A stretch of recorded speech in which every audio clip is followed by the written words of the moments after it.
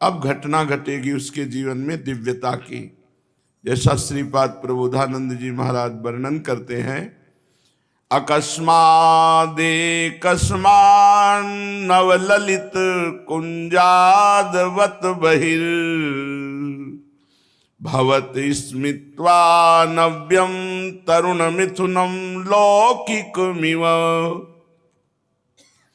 गतो दूरम दृष्ट्वा पुनरथ निवृत्य स्वदयितौ विलोकस्याम वृंदावन भुवि महाप्रेम विकलः।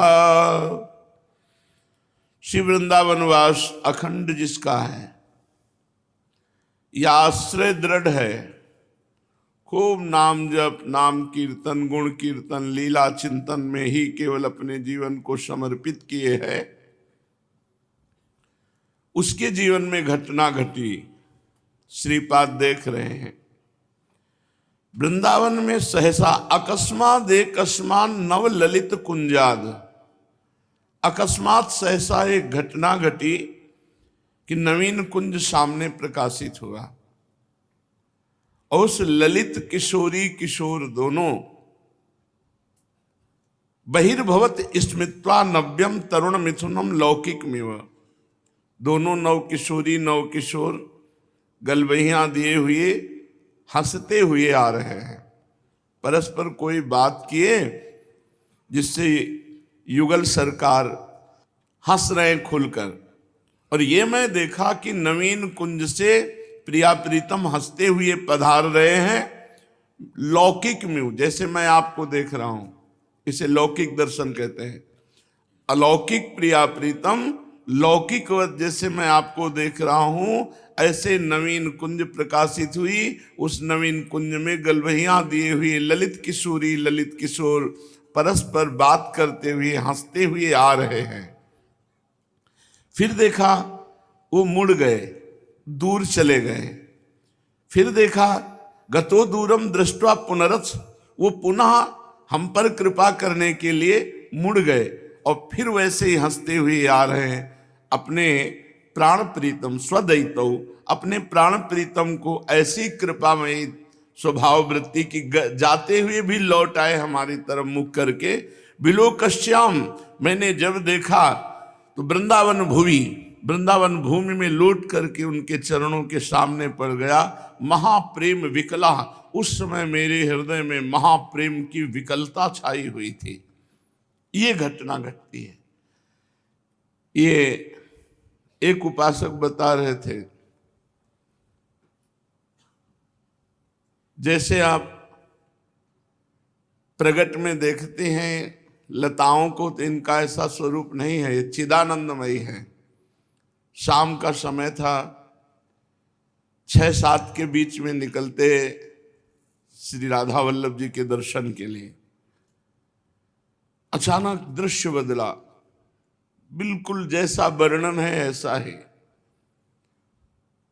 छोटी छोटी जो रायवेल की लताएं थी, जो छोटी छोटी चंद्रिका की लताएं थी चांदनी की, जिन्हें टगर कहते हैं, वो कोई उसमें से एक भी नहीं थी।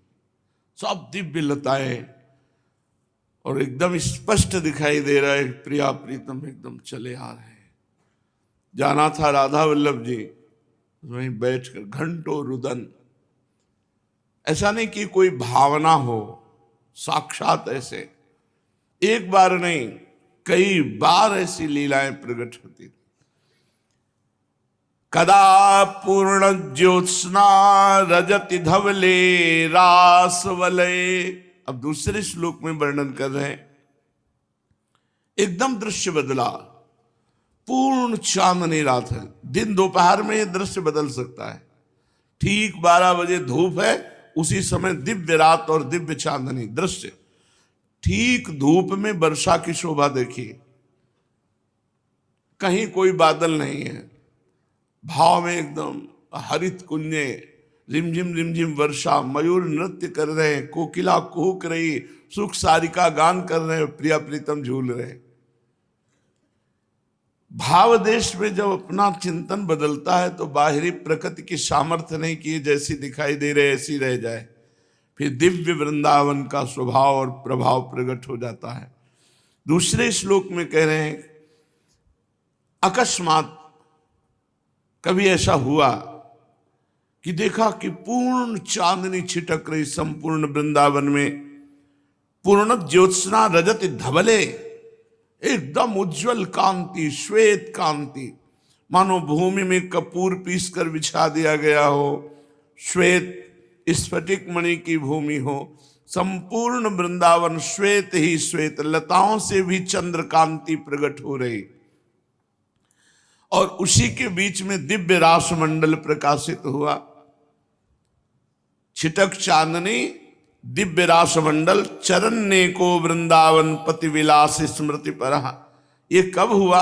जब अकेला वृंदावन में घूम रहा था, अपने विलास परायण श्री प्रिया प्रीतम का चिंतन करते हुए, तो अकस्मात दृश्य बदला, देखा कि पूर्ण चांदनी छिटक रही है और दिव्य रास मंडल है। अकस्मात आनंदाम्बुदि लहर कोलाहल म्यू, फिर देखा कि अकस्मात बड़ा कोलाहल हो रहा है सखियों का, कोई संगीत बजा रही, ताल मृदंगो पंग बजावत प्रफुल्लित होए सखी सारी, बीन बेण नूपुर धुनि ठुमकत खग मृग दशा विशारी।